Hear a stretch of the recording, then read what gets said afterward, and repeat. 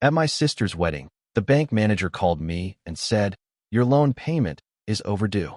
I laughed and replied, "What loan?" He answered, "The one your dad took out in your name to pay for this very wedding."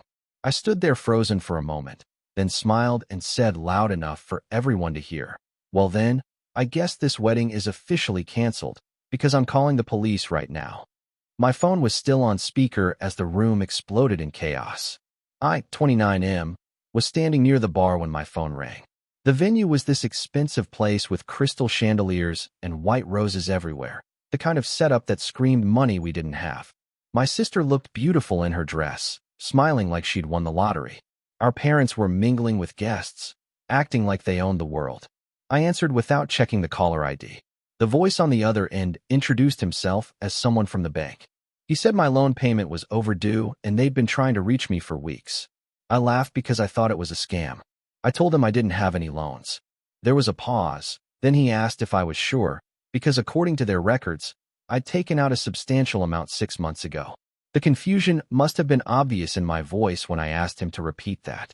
He explained that a loan of $75,000 had been approved in my name, co-signed by my father, and the payments had stopped after the first month. My stomach dropped.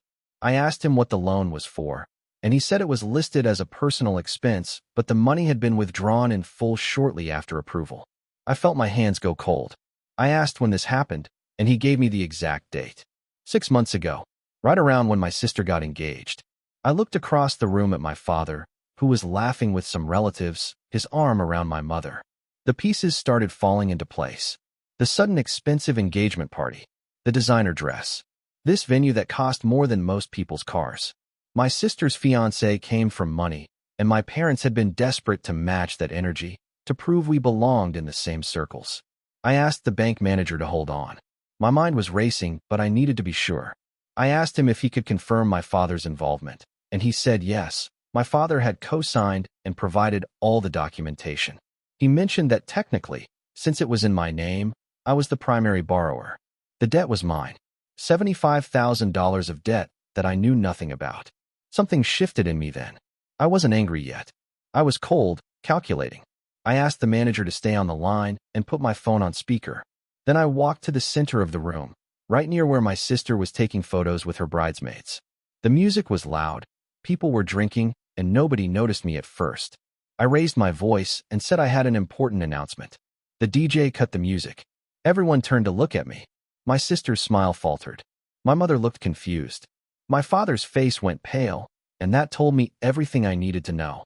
I said that I just received a very interesting phone call from the bank. I held up my phone, making sure everyone could see it was still active. I said the bank manager was calling about a loan that was overdue. A loan I never took out. A loan that my father had taken in my name, forging my signature, to pay for this very wedding. The room went dead silent. Then it exploded. My sister started screaming, asking what I was talking about. My mother rushed toward me, telling me to stop making a scene. My father just stood there, frozen, his face turning red.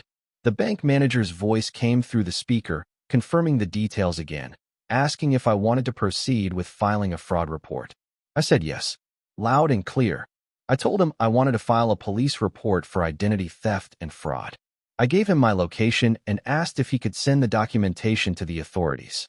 He said he would, and that someone would be contacting me shortly. My sister's fiancé stepped forward, demanding to know what was happening. I explained it simply.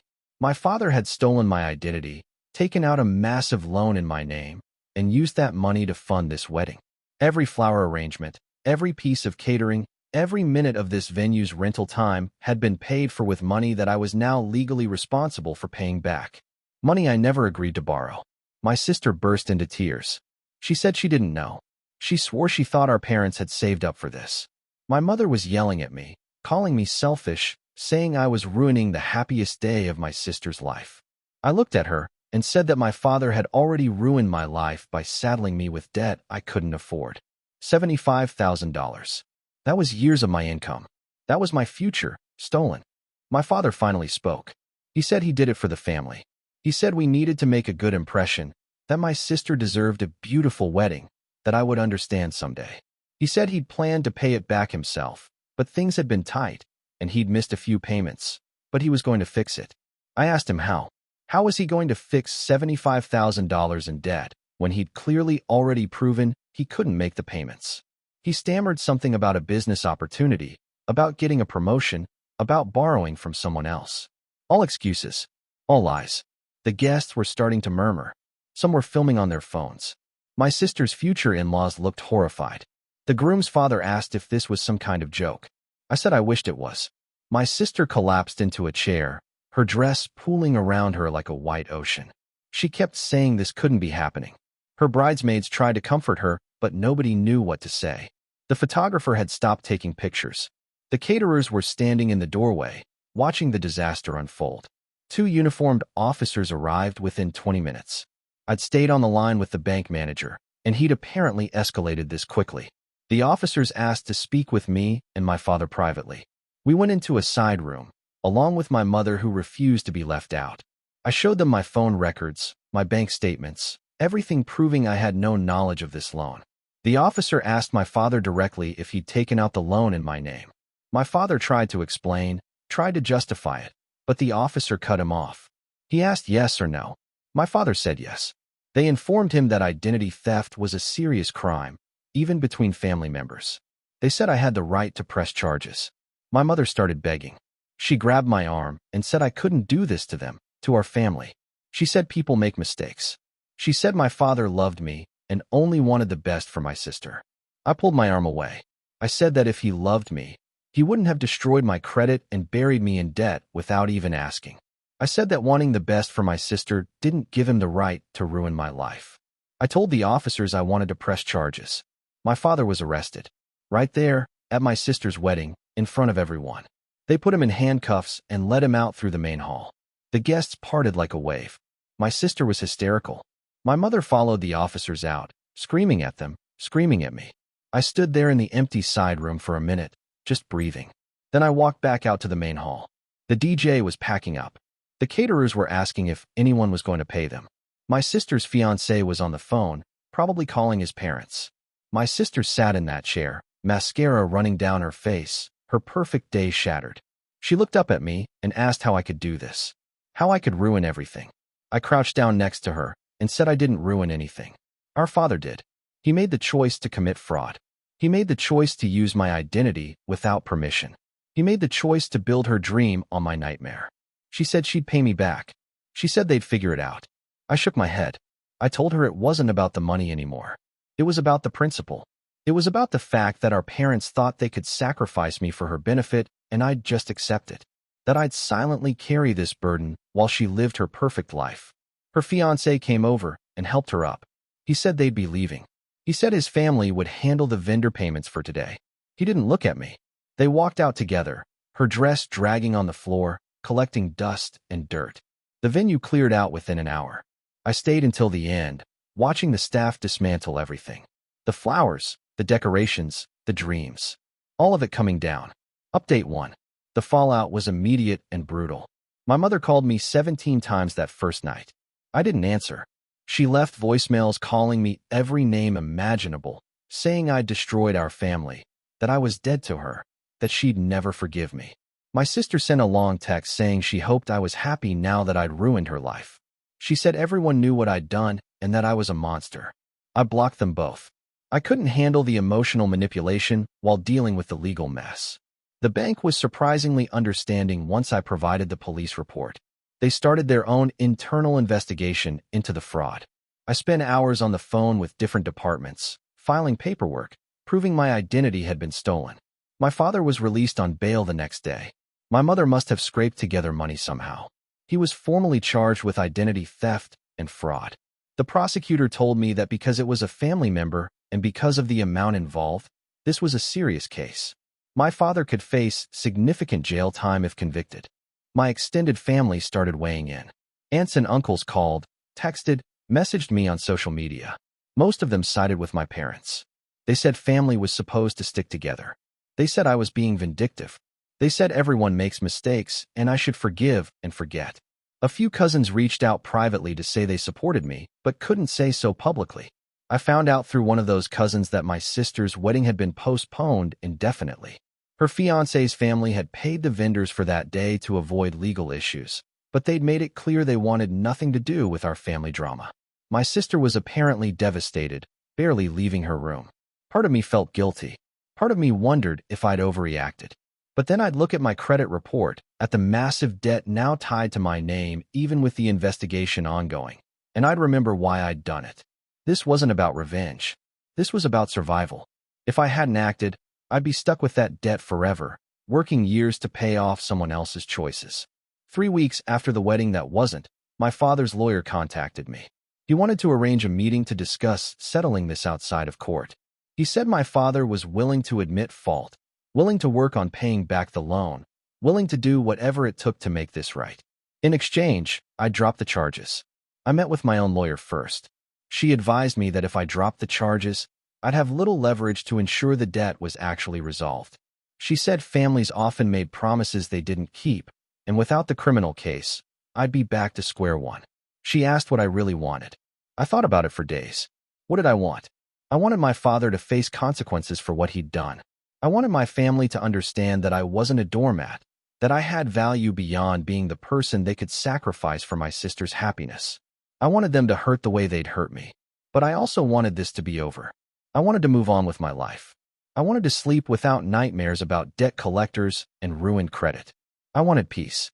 I told my lawyer to set up a meeting with my father's lawyer. We'd hear what they had to offer. Update 2. The meeting happened in a conference room downtown. My father looked like he'd aged 10 years. His hair was grayer, his face thinner, his eyes hollow. My mother sat next to him, her expression hard and unforgiving. My sister wasn't there. I'd heard she still wasn't speaking to anyone. My father's lawyer laid out the proposal. My father would plead guilty to a reduced charge. He'd be sentenced to probation instead of jail time. He'd sign over his half of their house to me as collateral. The house would be sold, and the proceeds would go toward paying off the loan. Any remaining balance would be covered by a payment plan that he'd be legally bound to fulfill.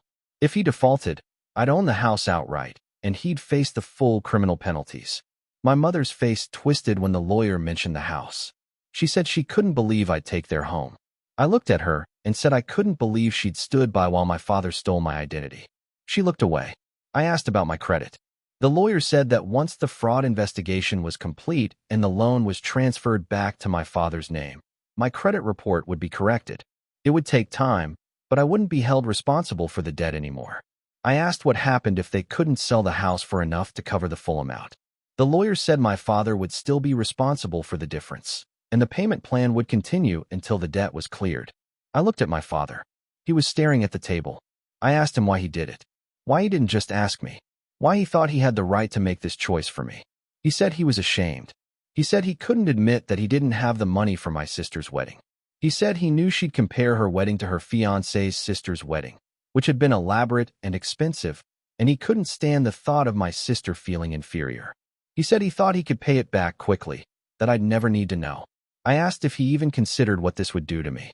He finally looked up and said he didn't think I'd find out. That answer told me everything. He wasn't sorry for what he'd done. He was sorry he got caught. My lawyer asked if I wanted time to consider the offer. I said no. I wanted this done. I agreed to the terms on one condition. My sister and mother had to sign statements acknowledging what happened. I wanted it documented that they knew about the fraud, that they'd benefited from it, and that they understood the consequences. I wanted proof that this wasn't just on my father. My mother exploded. She said I was trying to destroy the entire family. I said no. I was trying to protect myself.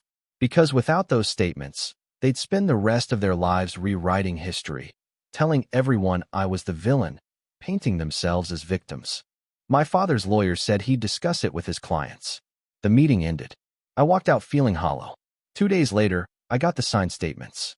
My mother's was brief and bitter. My sister's was longer, angrier, but she'd signed it.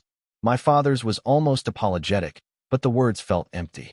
The plea deal was finalized a week later. My father pled guilty to a reduced charge of financial fraud.